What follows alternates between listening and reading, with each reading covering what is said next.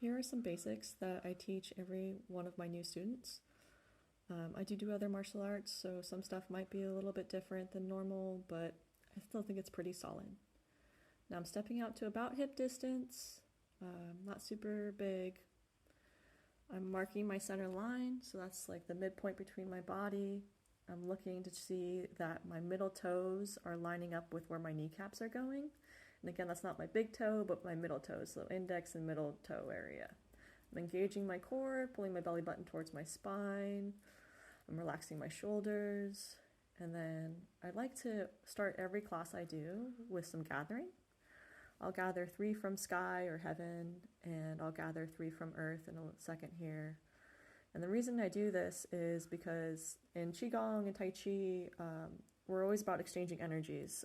It's one of the privileges of being a human is we get to help exchange heaven and earth energy. And we'll get into that more in another video, but just a heads up. And here I am gathering from earth. You see my hands are lower. I'm pulling into my center. My center's a little bit below my belly button. My center mass is where everything is coming from. Now here I'm doing a very, very short standing meditation. It's like holding a beach ball, and we can talk more about that in another video. But now I'm going ahead and establishing my space. I like to think of this as like I'm a little turtle and I'm extending out my limbs only so far and like to stay safe. So in this area, I have at least some control over things and I can feel calm about that. I'm gathering to my center again. The center is your lower abs, your hips, your glutes, your hip flexors, the whole area around the pelvis. And speaking of the pelvis, I'm starting to rotate it. So as I do, one hip comes forward and in towards the center line, and the other hip goes back and in towards the center line. Notice here that I'm only rotating so far. I don't want to go so far that my knee, here I go, my knee collapses in. That's no good. Now my knee is going in a direction that was different than my toes. So I only want to rotate so far that I keep a nice upside down U, or in this case more of a V because I'm in a small stance. But we're just protecting our knees here for now. And now I'm going to attach my right hand to my right hip. So as that right hip goes forward, my right hand goes forward and out, and as that right hip pulls back, that right hand pulls back in. And here we are from the side. So you see I'm tracing a circle along my center line here. And we can talk about cross-connection stuff another day. This is just very simple. For now, my right hip is attached to my right hand, and as my right hip pulls back, my right hand pulls back, and as my right hip goes forward, my right hand goes forward. There's way more to it than that, but we're just starting with very simple basics here, and I think that's plenty.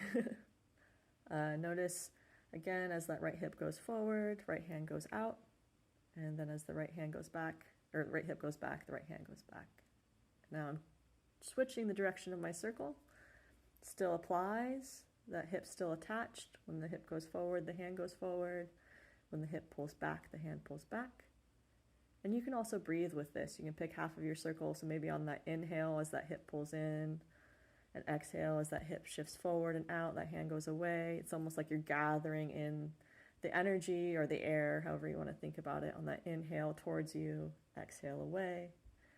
And you want to do this on the other side too. It's the same concept. Here I am attaching both of them together because the pelvis is one solid unit. As one hip goes forward, the other hip goes back. And so as one hip goes forward, that same side hand goes forward. That other hip pulls back, that same side hand pulls back. And they're now tracing the circle again.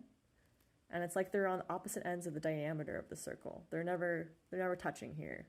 They're always on the opposite ends. Now, we can talk about big, small circles and all that another day. Again, for now, this is very, very simple. We just want to attach same side hand to same side hip. They're tracing the opposite ends of the circle. And we can go both ways here. We're nice and relaxed, remembering to breathe. Once we get comfortable with this, again, we can pick half the circle to inhale on as one hand's coming in, and exhale as that hand's going out. whatever feels good for you. Just remember to breathe. Nice and easy here. Again, the hips are leading and the hands are just kind of following along. So as one hip goes forward, that hand goes forward. As that hip pulls back, that same side hand pulls back. And now I'm going to come back over here and we're going to look again at me tracing this circle. The circle I'm tracing is along my center line. So it's right directly towards the camera. It's the midpoint between my feet. So even though my upper body is rotating because of the hips, notice that the hands are going directly towards the camera. Some people will do this and they'll push out to the sides or to the corners, but I'm going directly forward with that hand. It just seems like I'm pushing to the side because of the hip rotation. It's one of the reasons why Tai Chi can be deceptive. It's kind of why they would wear flowier clothes and stuff, which again we'll talk about another day. But I'm going to close it out, and yeah, next video we'll talk about more.